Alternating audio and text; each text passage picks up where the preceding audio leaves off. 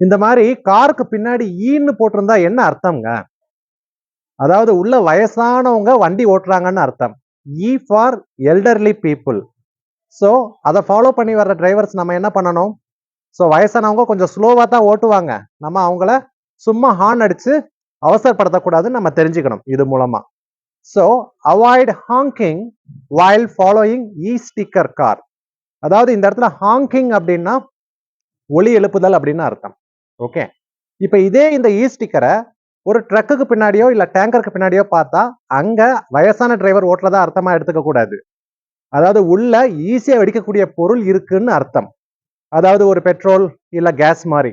So E for explosives. So அப்போ அந்த வண்டியை ஃபாலோ பண்றப்ப நம்ம ரொம்ப சேஃபா டிஸ்டன்ஸை மெயின்டைன் பண்ணணும். ஓகே. ஏன்னா உசுறு முக்கியம் பிகிலு. உசுறு இருந்தா தானே கப்பு வாங்க முடியும். என்ன நான் சொல்றது கரெக்ட் தானே? சரி, இப்போ உங்க கேள்வி. காருக்கு பின்னாடி எல் ஸ்டிக்கர் இருந்தா அந்த எல்லுக்கு என்ன மீனிங்? நீங்க கமெண்ட்ல போஸ்ட் பண்ணுங்க. வணக்கம்.